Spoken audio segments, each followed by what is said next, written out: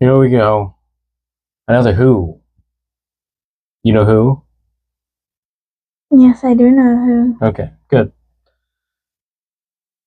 Very good. This is going to be interesting. He's an odd fella. We don't have a cold opening. We're just going at it now. Getting away from he's different. We're not doing super spooky, but he's definitely a character. Anyway, you're Phoenix, I'm Will, and we're here to bring on the questions. Where are all the links, Phoenix? Linktree.com/BOTQS. Yep.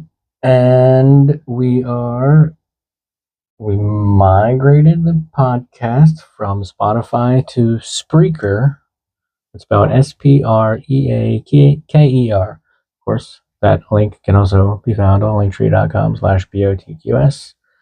And I'm not afraid to say that over 6 months of time, we did not make any ad revenue from Spotify.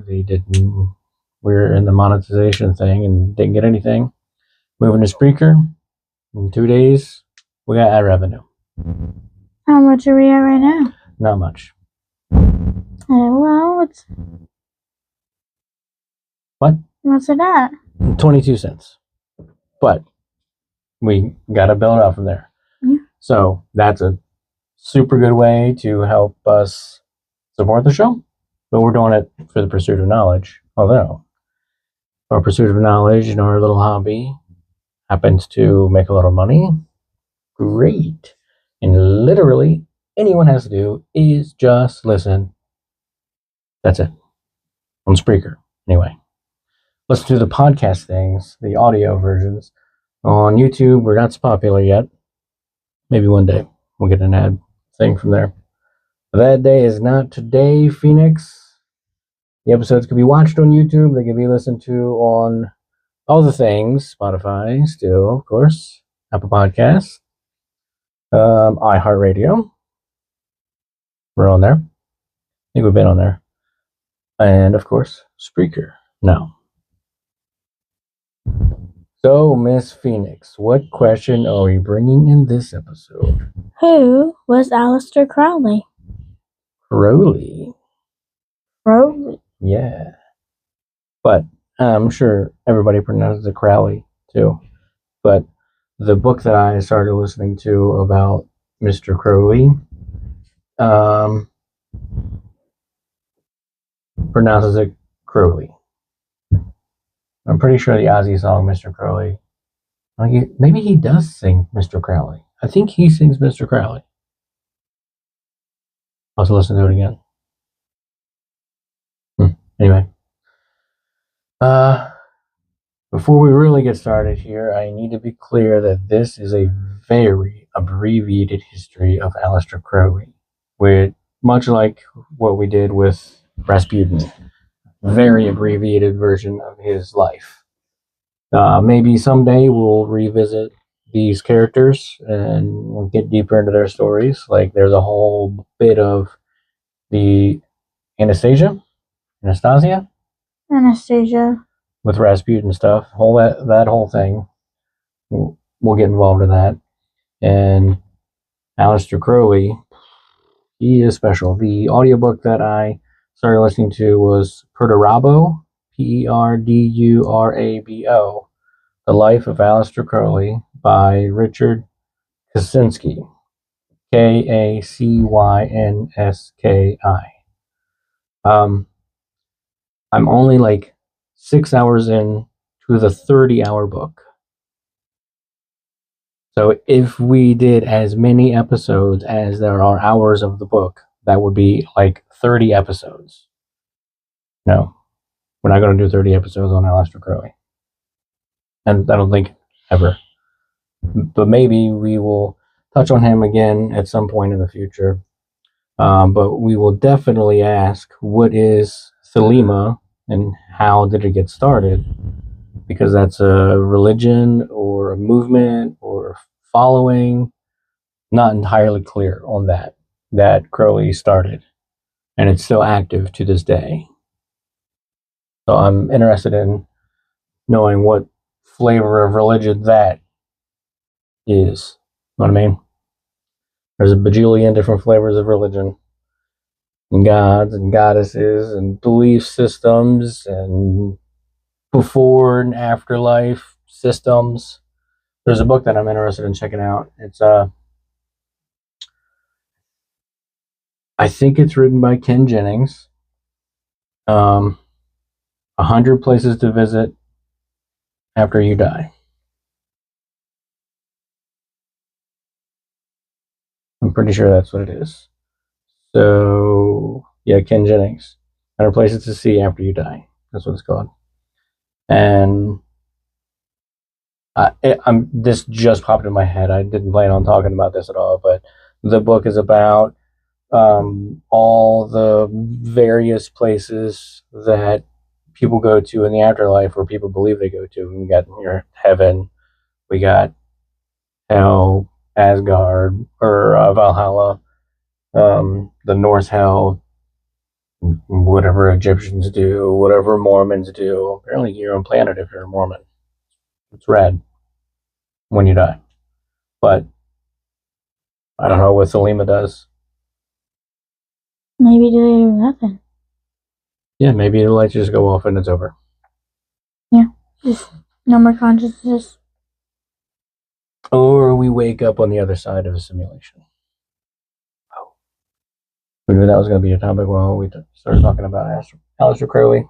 We already talked about conspiracy theories. Well, buddy, we get into the simulation theory, simulation hypothesis. Where we go. We'll get into that sometime. We're in like the darkness, the fall time. We're skewing into that kind of stuff. We're slowly. I don't know why we put Aleister Crowley here. It's fine though. Well, he's slightly after dark. Witchcraft and all that. Yeah, ties a little into it. And he's a practitioner of magic. There's different things that Mr. Crowley does that it's bizarre. It's bizarre. All right. Shall we get started? You want to take that paragraph after my little intro there and then go from there? Usually I read the intro part, but go for it. Aleister Crowley, born Edward Alexander Crowley, was a figure of profound paradox and enduring influence, a man celebrated by a devoted few and rivaled by the masses. He was an accomplished poet, mountaineer, and chess master who deliberately cultivated a public persona as the Beast 666 and the wickedest man in the world. His life was a deliberate, performative, active rebellion against his rigid religious upbringing, a quest for his spiritual liberation, and a complex interplay between his self-styled public image and his often chaotic private reality. Yeah.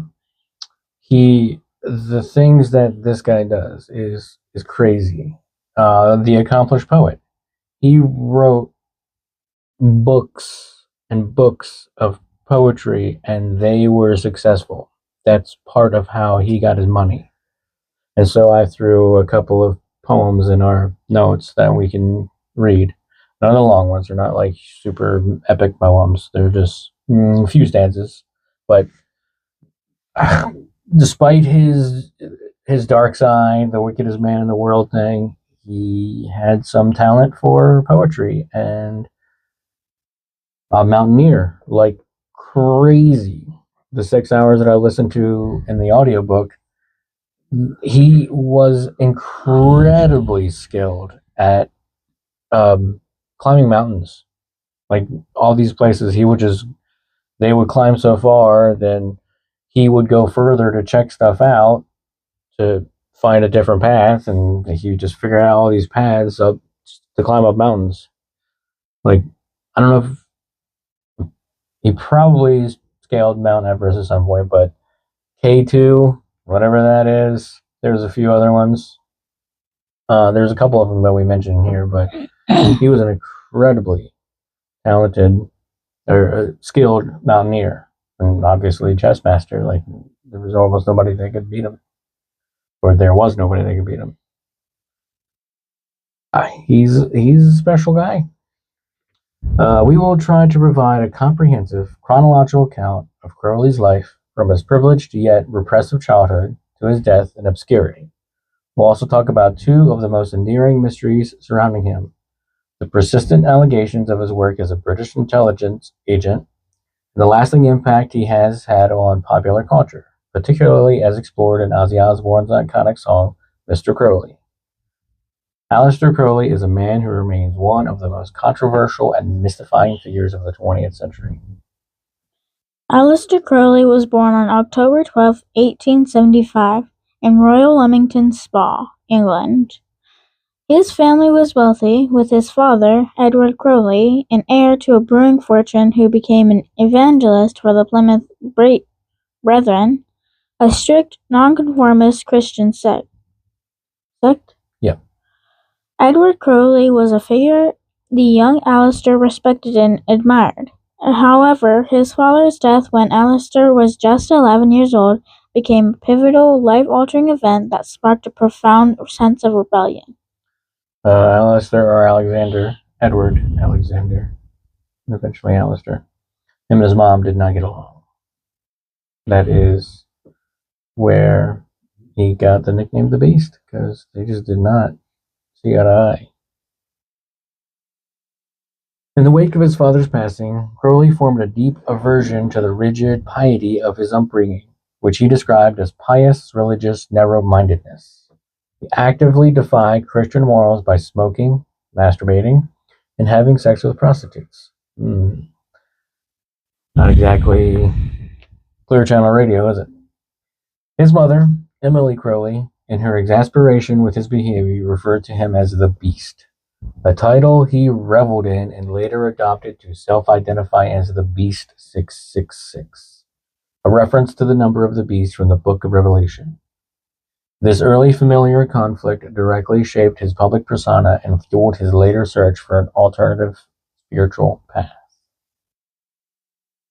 Crowley attended Trinity College at the University of Cambridge, where he began to use the name Aleister. His time at Cambridge was dedicated to two main pursuits: mountaineering and poetry. He honed his mountaineering skills on cliffs in Great Britain before participating in pioneering expeditions to climb Earth's second and third highest mountains, K2, located in the Karakoram Range on the border between Pakistan and China, and Kanchenjunga, There you go. located in the eastern Himalayas on the border between Nepal and the Indian state of Sikkim. As a writer, he published his first book of poetry, Al-Qadama, A Place to Bury Strangers in 1898. The preface of this work was a powerful statement of his inner turmoil, questioning whether God or Satan had won the fight for his soul. Crowley left Cambridge in 1898 without taking a degree, but his inherited wealth provided him with the freedom to travel widely and arrange for the publication of his numerous writings. And here's a quote that he said at some point: "There is no grace, there is no guilt. This is the law. Do what thou wilt." It rhymes too. Now, does that sound familiar at all to you? No, I don't. Do what thou wilt.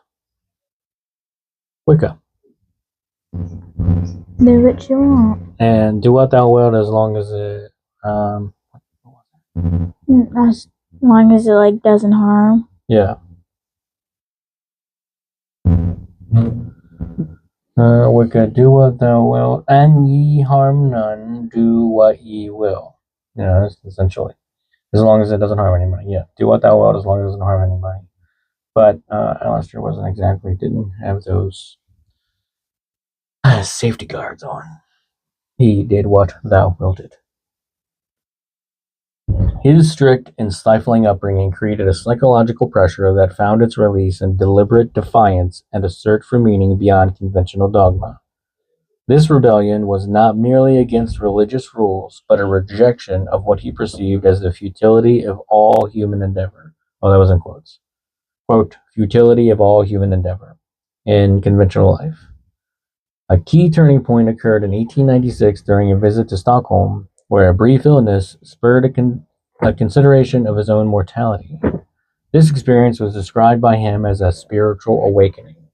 A lot of people use that term nowadays. Spiritual awakening? Yep. I think it probably has. It's meaningful to the people who are using it, but I don't think it was as strong as spiritual awakenings of times past. Know what I mean? Yeah. Like anything else. This pivotal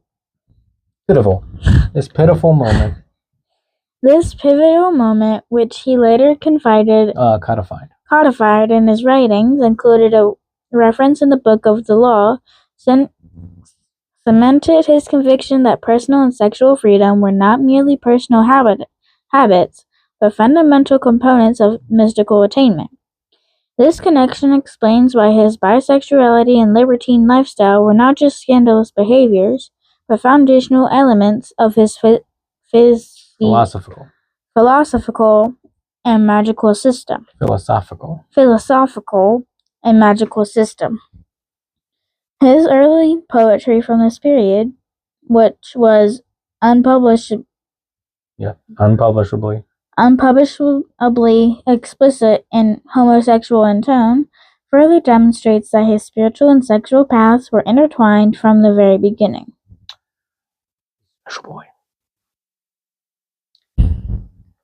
After his pivotal experience, Crowley returned to London determined to devote himself to the study of occult literature and ceremonial magic. In November 1898, he became an initiate in the Hermetic Order of the Golden Dawn, a secret society focused on the study of Hermetic Kabbalah, astrology, tarot, and other esoteric traditions. He was trained in ceremonial magic by two of the order's founders, Samuel Little McGregor Mathers. Like I have enough names? And Alan Bennett. That guy doesn't have enough names. Crowley's time in the Golden Dawn was marked by a fundamental philosophical clash with a rival member, the renowned poet William Butler Yeats. The conflict was not just a personal feud, but a microcosm of a deep schism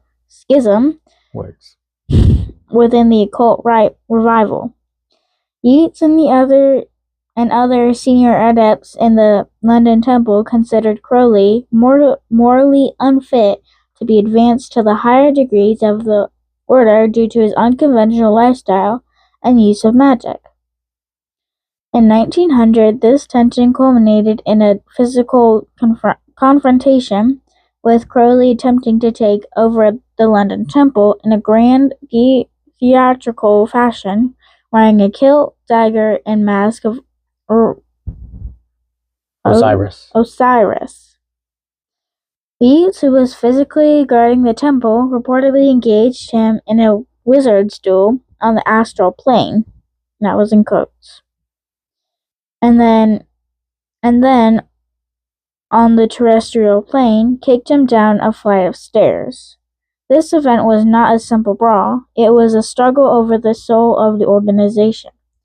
Yeats and his allies saw magic as a solemn art for self-improvement and communion with higher powers.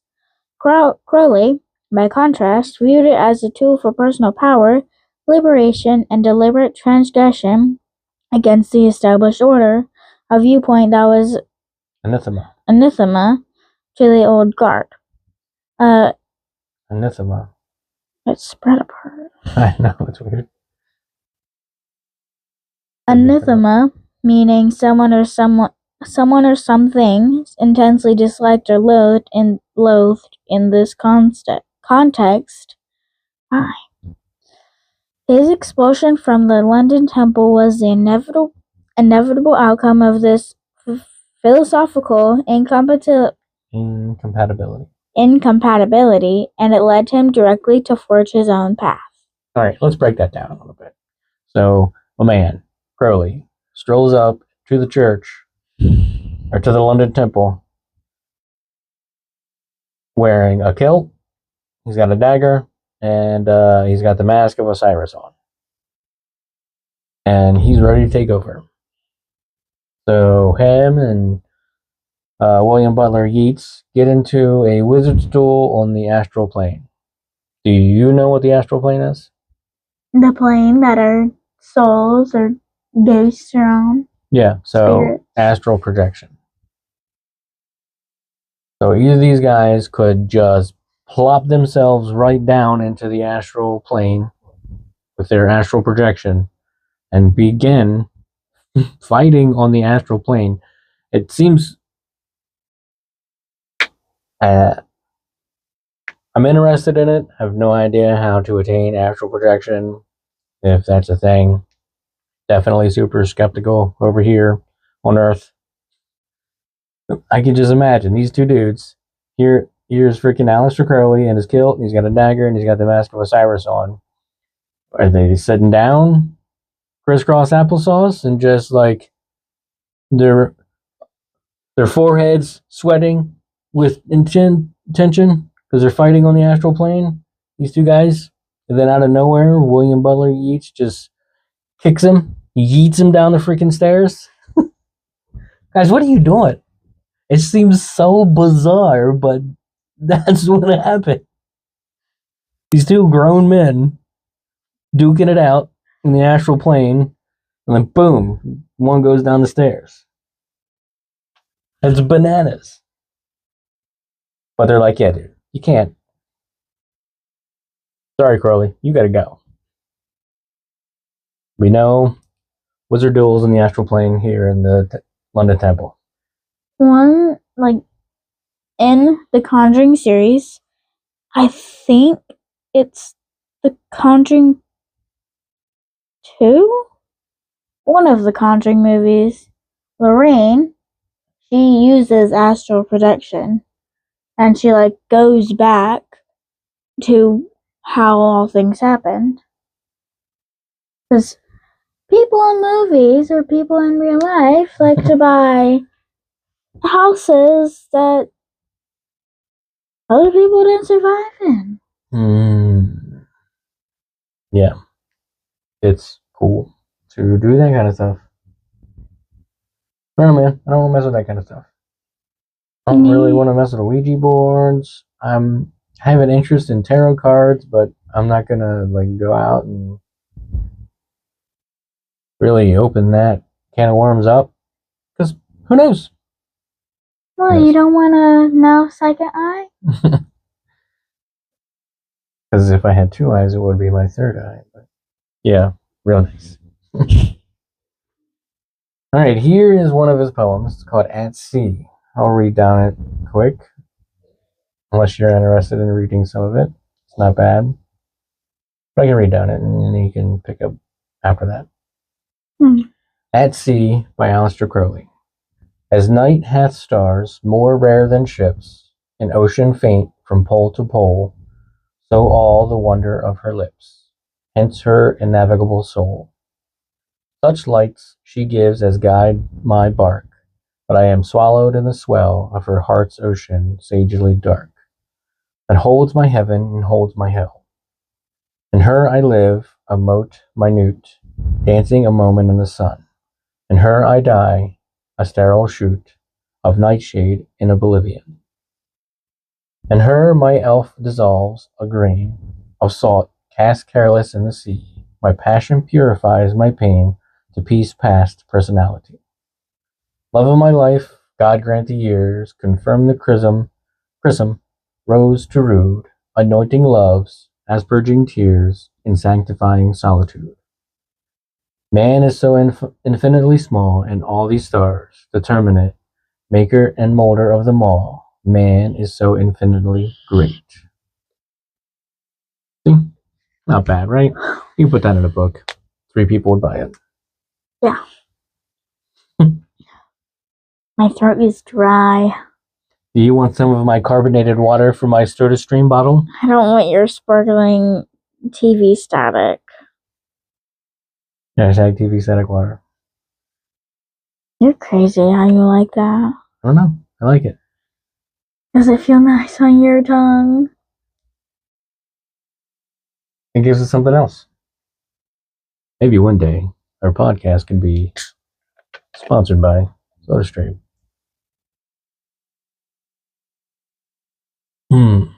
Carbonated water. Good for the soul. Not for my soul. The search for his own spiritual system culminated in Cairo in 1904 during his honeymoon with his new wife, Rose Edith Kelly. That was 3 years after this house was built. The one that we're living in. Yes. Oh, Crowley on adventures when someone was building this home. And the year after the plane was invented. The year after the plane was invented. 1903. How did Crowley get to Cairo, Egypt? See, this is fun. I like when things connect in history like that. Can't we just read everything in chronological order forever and ever and ever until we get caught up to the present, and then we're going to read more into the... No, you gotta jump around. You gotta jump around. We got Connect your own dots. And flying planes a year before this. How did he get to Cairo? I guess he was on a boat and some horses. Who knows? You gotta connect the dots by yourself. So, I love the idea. Sorry, I guess I'm going on a little tangent. The idea that Abraham Lincoln was still alive when there was a version and the idea and a concept that was usable of the fax machine. And samurai still roamed the Asian countryside. So, the idea that a samurai could fax Abraham Lincoln is crazy. I want to know more stuff of how, like, things like that could be connected. Yeah. Pursuit of knowledge. We need to know more things. Yeah, we can even go back into the BCs. Well, thanks for connecting in the BCs. Before Christ era. Yeah, or before current era. Before current era, that's it. So anyway, he married Rose Edith Kelly, and they were on a honeymoon in Cairo a year after their airplanes were invented. Rose experienced a trance and delivered messages from a supernatural entity. She led Crowley to the Bullock Museum, where she pointed to a 7th century BCE mortuary stele that bore the number 666, the number he had already adopted. A stele is a stone or wooden slab, generally taller than its wide, erected in the ancient world as a monument. The surface of the stele often has text, ornamentation, or both. These may be inscribed, carved in relief, or painted.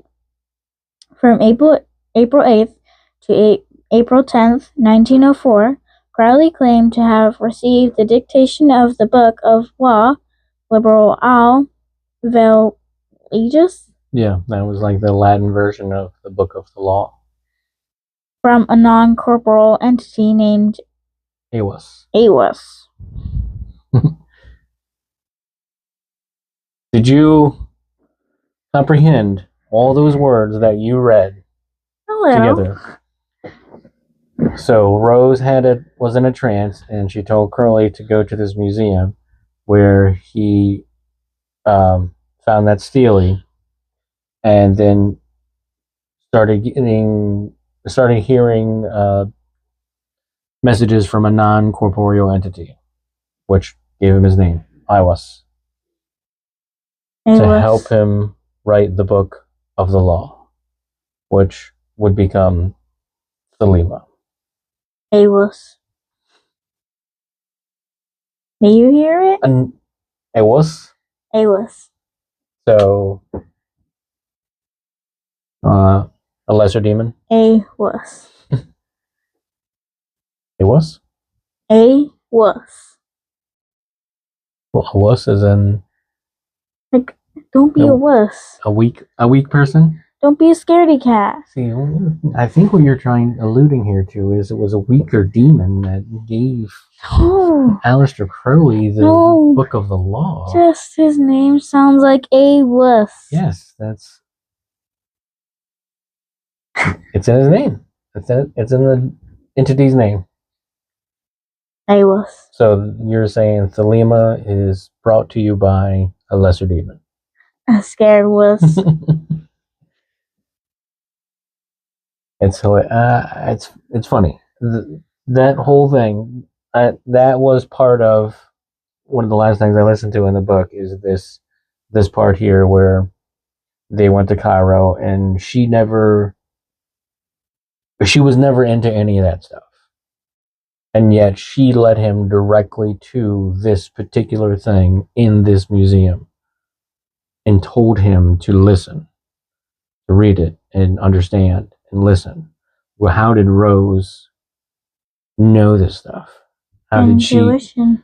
Something contacted her too, supposedly. The whole thing, the whole Crowley thing is completely bizarre. He practices magic and it works or something. The Steely bore the number 666. Come on. Rose has never been there before. How she just walked right up to that? Intuition. 6 cents. 666 cents? Meanwhile, all this was happening a little over 121 years ago. Yeah. That's not that long. No. And the Book of the Law is still a thing. This text became the cornerstone of his new religion, Thelema, which he founded in 1904. Its central tenet is, do what thou wilt shall be the whole of the law. With the corollary, love is the law, love under will. This philosophy emphasizes individualism and the discovery of one's true will, a divine and unique purpose. Crowley believed that following this true purpose was the key to self-realization, a path he called the Great Work. Crowley traveled extensively after his break from the Golden Dawn, exploring various occult and spiritual practices. He visited Mexico, Japan, Ceylon, and India, where he practiced Raja Yoga. In 1907, he co-founded his own order, the AA. Alcoholics Anonymous. No. Yeah, I don't know what those little symbols are. They're like A triple stars. I guess it's just a triangle. Illuminati. That's spelled with an I. But it sounds like Nick. Illuminati. Illuminati. He co-founded his own order, the AA, with George Cecil Jones to propagate Thelema. During World War I, so this was happening, people were fighting. Yeah, so it was the 19-teens at this point. The World War I ended in 1918, pretty sure. And then World War II broke out. 20 years later. Yeah. During World War I, Crowley resided in the United States, where he engaged in a series of actions that would later fuel one of the most persistent theories about his life. How long ago would it have been that America gained independence from Europe? 1776 is when that happened. 200 years. 250 years from right now. Well, next year it'll be 250 years. Next year, America will be a quarter millennium old. America's old. Oh, well, all these other places are a lot older than America. Well, the land itself is old. Not just the name. The land is old. Yes. America. Been here a while. Wasn't America then, though. Well, it was North America. We made that stuff up later. It's still North America. And South America. All that stuff's made up. America. He contributed to the pro-German newspaper. He contributed to the pro-German newspaper, The Fatherland, a seemingly traitorous act that he would later claim was a covert mission for British intelligence. Well, supposedly he was working for one of them. He was either doing pro-German propaganda or he was pretending to do pro-German propaganda and he was actually working for the British intelligence. Or he wasn't working for anybody, he was out for himself. That simple. In 1920, this is after World War I, Crowley established the Abbey of Thelema in Cefalù, Sicily, with his mistress, Leah Herzig. Modeled after Francois Rabelais's fictional Abbey de Theleme, the commune was intended to be a spiritual community and a collegium ad spiritum sanctum, where his followers could live out the principles of Thelema. Crowley himself described the scenario as perfectly happy. However, the Abbey's existence highlights a profound disconnect between Crowley's high-minded philosophical ideals and the practical, often squalid, reality of their application. Squalid? Like rundown, dilapidated, old, crusty building. Old. Got it. Like so. The Abbey was a place of daily rituals, yoga, and ceremonial magic, but it was also described as unsanitary, with wild dogs and cats wandering throughout the building. It was also a hub for drug use, with Crowley's heroin and cocaine addictions beginning to dominate his life. The chaotic environment led to a series of scandals. One follower, Mary Butt, recounted... But... No, you got me. One follower, Mary Butt, recounted participating in a ritual that involved sacrificing a cockerel. Oh, a cockerel. But found the rumored bestiality too much to bear. The most damaging event was the death of a young disciple, Raoul Loveday, who died from a liver infection after drinking from a polluted stream.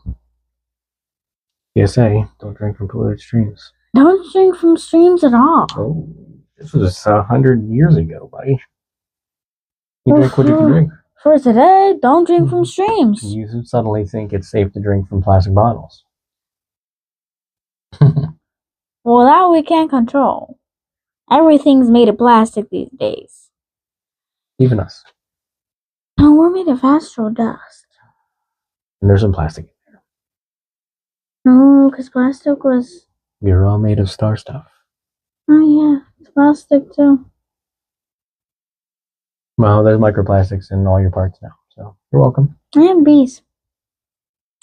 This chain of events, from a grand philosophical experiment to a public scandal involving death and neglect, demonstrated that Crowley's vision of radical freedom was, in practice, indistinguishable from dangerous excess in the eyes of the public and authorities. Radical freedom. Come on. How are we supposed to be free if it ain't radical? That's called anarchy. It's only anarchy because of the government. So what you're saying is... No government, no anarchy.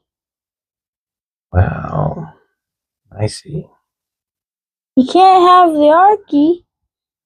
You can't. You're telling me taxation is theft? Where are you learning this stuff? I'm creating my own thing. I learned anarchy from social studies last year. Can't have the archy if you don't have... You can't have the anarchy if you don't have the archy. Yeah. That's a good one. That's a good one. You're right. It's true. I believe it. New theories. Creating theories. Too much government reach. I'm a theory creator, I know. Oh boy. Here we go. Ego stroking. I'm famous. The death of Loveday brought the Abbey's activities into the public spotlight, leading to a media firestorm. The British popular press, particularly the newspaper John Bull, denounced Crowley as the wickedest man in the world and a man we'd like to hang. The sensationalism and notoriety led to Crowley's expulsion from Italy by Mussolini's government in 1923. After being evicted, Crowley was left financially exhausted, having spent his inheritance on travels and extravagant lifestyle. And you want to do this one? It's not so bad. Dumb by Aleister Crowley. Gabriel whispered in mine ear, his archangelic posy. How can I write? I only hear the sobbing murmur of the sea. Raphael breathed and bade me pass, his rapt evangel to mankind. I cannot even match, alas, the ululation of the wind. The gross grey gods like gargoyles spit on every poet's holy head, no mustard seed of truth or wit, and those cursed furrows quick or dead. A tithe of what I know would cleanse the leprosy of earth, and my limits are like other men's. I must live dumb, and dumb must die. The gross grey gods like gargoyles spit is a tongue twister. Gross grey gods. Yeah, that's Crowley and his poems. Aren't they fun? Sure. Following his expulsion from Italy, Crowley's life became a peripatetic existence, dividing his time between France, Germany, and England. Peripatetic means moving or traveling from place to place. The 1930s were marked by frequent legal battles, including a well-documented libel action in 1934 and other court appearances related to his finances. These legal troubles were a significant drain on his already depleted resources, as he had exhausted his inheritance on his extravagant lifestyle.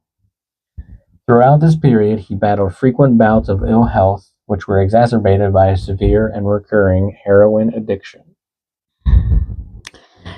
Despite his struggles, Crowley continued to write and publish prolifically. One of his final and most significant achievements was the publication of the Book of Thoth in 1944. This was World War II. Yep, World War II was coming to an end. Yep. Not quite. We're almost there. This work served as an interpretation of a new tarot deck known as the Thoth Tarot that he had designed in collaboration with artist Frieda Harris.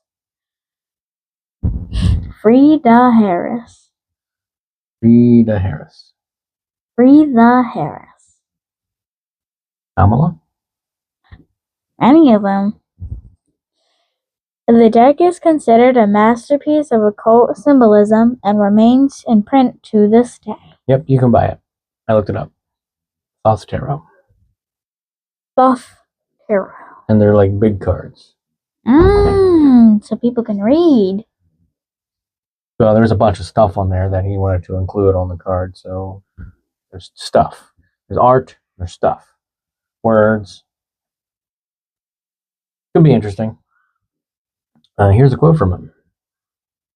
Magic is real, and reality, it is magical. So what he's saying is, we're living in a spell. Well, okay. We're living in a crystal ball. How's that I know, I'm pretty sure I said it before. Sufficiently advanced technology is indistinguishable from magic. Who said that? Sir Arthur C. Clarke. Any sufficiently advanced technology is distinguishable from magic. So, giving that quote and Crowley's quote, magic is real, in reality it is magical. Sufficiently advanced technology is indistinguishable from magic. So if our reality is magical, but it's actually advanced technology, those guys were already believing we were living in a simulation. They didn't know it. Technology. Yeah, that would be magical to Aleister Crowley from 100 years ago. I think anyone from 100 years ago.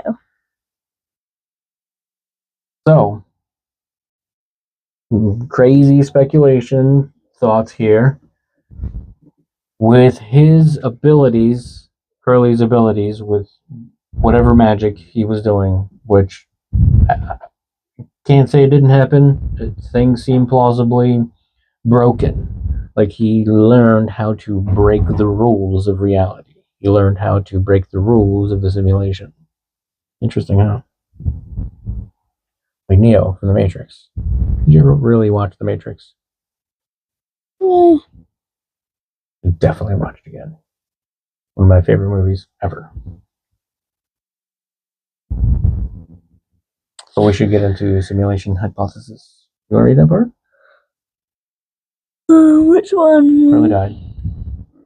Crowley died on December 1st, 1947, 2 years after World War II ended. 6 months after my father was born. My dad was born June 4th, 1947.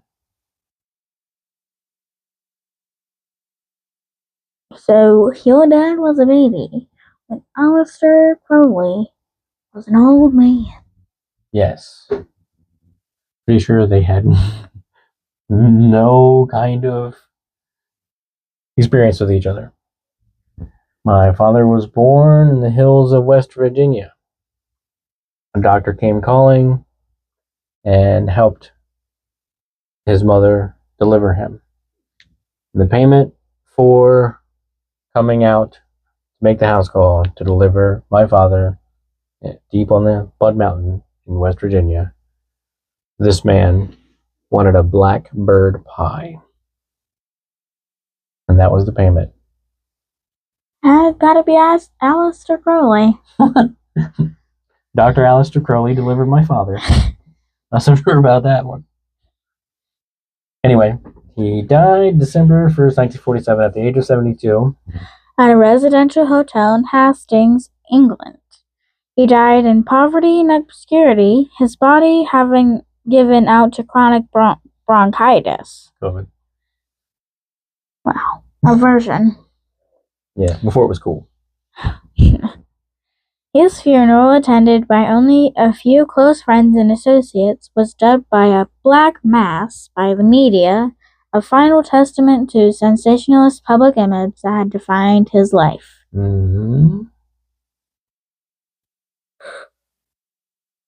A persistent and fascinating theory alleges that Aleister Crowley was a British intelligence agent. The idea, popularized by biographers like Richard B. Spence, suggests that Crowley's public persona as a disreputable and even evil character was the perfect cover for his secret work. The most compelling support for this theory is not a single piece of evidence, but the confluence of Crowley's documented actions with the logic of intelligence work. Crowley's own claims in his autobiography, Confessions, that he worked for British intelligence during World War I were initially dismissed as the boastful fantasies of a notorious occultist. However, a forgotten U.S. Army Military Intelligence Division file from that era described him as a British government, quote, employee on official business, unquote, and confirmed that the British government was fully aware of his pro-German propaganda. This seemingly contradictory behavior makes perfect sense within the context of a covert operation. The theory suggests that Crowley's public writings in The Fatherland were a deliberate, over-the-top parody of German militarism designed to incite American public opinion and thereby bring the U.S. into the war, an objective that aligns precisely with the wishes of British naval intelligence at the time. Curious. Have you lost your notes? No. Further fragments link Crowley to key intelligence figures of the era, including Maxwell Knight and Ian Fleming, the creator of James Bond. There you go, Ian Fleming. So James Bond was also around at this time. The books. The books. The Thought. T-H-O-T? H? The Thoth? The Thoth. The Thoth. Thoth is an Egyptian god. Oh, so Thoth Tarot. Yes. We'll get into that sometime. Maybe just tarot in general. And talk about Thoth Tarot. Yes. We can go live on TikTok. We can do a live tarot reading. How cool would that be? I don't know how to tarot read. Me neither. We would have to learn and then do a live reading. You want to learn how to palm read? Oh no. See? We're all gonna die someday. But what happens in between that? In between the lines of dying? Between birth and death. You have to get your energies right, man. What happens before death? You gotta get your energies right, man. What happens after death? There's a bunch of things that can happen after death. What happens before birth? Your other self chooses to be born into this life. You must learn from there. And if you don't learn enough, you gotta do it again. Are you sure that it's chosen? You choose to be born. No, you don't. You choose to be born in this plane of existence. But what I don't get about that, the broken plot hole for that one is so many people. There's only so many. You'll be here. Why can't we just keep making more? There's 8 billion people. It's just about doubled in my lifetime. Number of people on Earth. But now I think it's declining. People are realizing in America that there's Too many people? no, that's not the good living conditions. Prices are so high. So we don't have babies? There's not as many teen moms. Because they're realizing, I don't want to bring a child into this world at the moment. Good? Yes, good. Okay. You don't want your teenage daughters having a child, I do don't want to be a you? grandparent anytime soon. Yeah. Don't plan on. He was also allegedly involved in a plot to sink the Lusitania and played a role in the mysterious 1941 flight of Rudolf Hess. Quick little note on that flight. Allegedly, Hess was planning to meet with the Duke of Hamilton to possibly broker a peace deal between Nazi Germany and the United Kingdom in order to prevent Nazi Germany from having to fight the war on 2 fronts. Hamilton. Quite different Hamilton. Oh. Alexander Hamilton. See, no, he was in America like a bunch of years before this. The Soviet Union had just invaded, and Germany couldn't handle the Soviets on one side and the English on the other. There's lots more to that story and tons of speculation. Maybe we'll get into it in a future episode. As for Crowley's role, just more alleged speculation. The British intelligence agencies I-5 MI5 and MI6 have refused to confirm nor deny the existence of files on him, with MI5 claiming they were long ago destroyed, we think. That was in quotes. Right. A response that only serves to fuel the speculation. They were destroyed, we think. Maybe? Really? No. We don't know. This pattern of circumstantial evidence and plausible deniability forms the core of the conspiracy. While the smoking gun document may not exist, the logical consistency of the theory, which reframes Crowley's public life as a front for a secret patriotic mission, adds another profound layer of paradox to his already complex character. Ready? Let's talk about the inspiration for Ozzy Osbourne's song, Mr. Crowley. The connection is a direct and well-documented one. The song was inspired by Osbourne's reading of Crowley's book, The Diary of a Drug Fiend. Diary of a Drug Fiend. That's what he was. Yes. Crowley. No. Well. Both. Yeah. Which was published in 1922. Additionally, a deck of Crowley's Thoth tarot cards was found in the studio as the recording for the album Blizzard of Oz was commencing, which also served as inspiration for the song. That album was released on September 12th, 1980. 2 years before I was born. Yay. Many years before I was even a thought. Were you even a thought? Before I was a thought. The lyrics of Mr. Crowley do not delve into the nuances of Thelema or Crowley's esoteric philosophy. Instead, they serve as a powerful, visceral summary of Crowley's most sensationalized public image.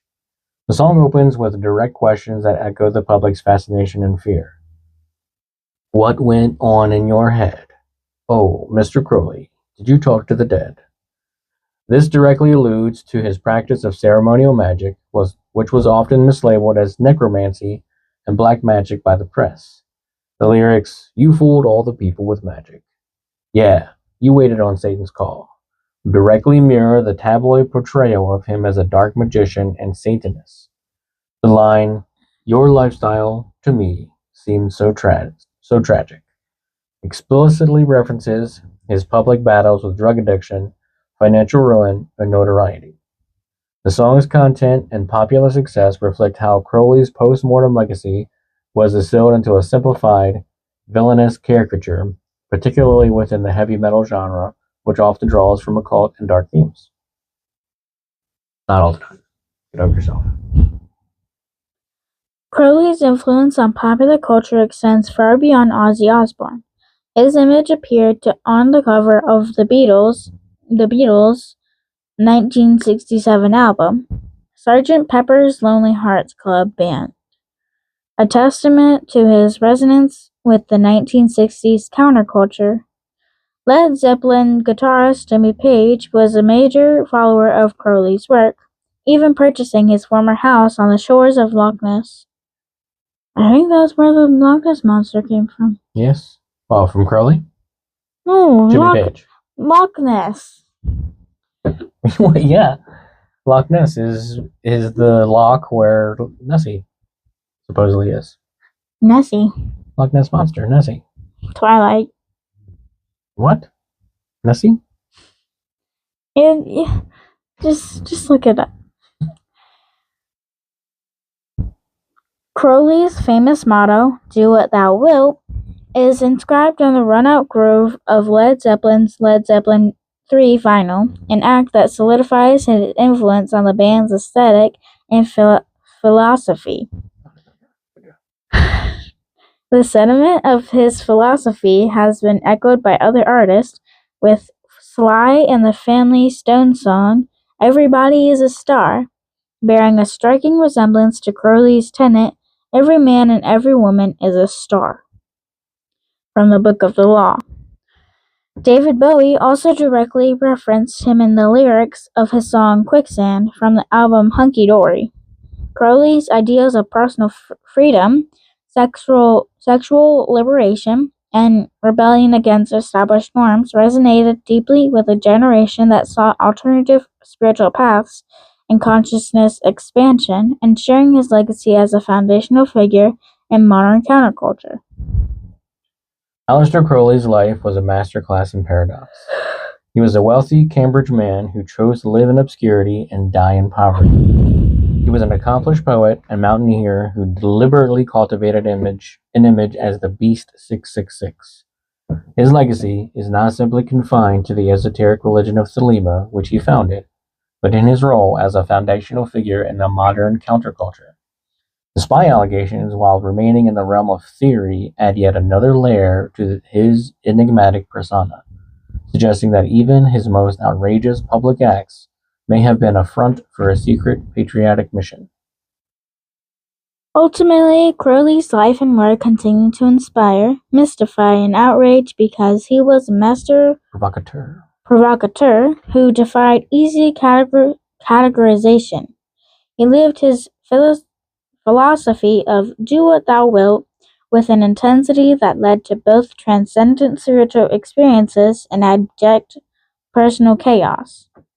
His enduring influence on artists from the Beatles to Ozzy Osbourne demonstrates how his rebellion against the status quo remains a powerful, if often misunderstood, force in shaping the cultural landscape.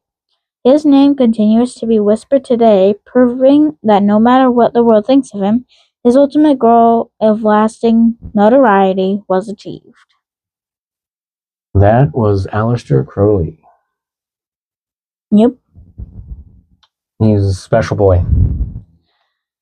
Pretty special. Yep. He was a special boy up until he turned 19, or up until 72. 72 years fun. Yeah. Fun. Special boy.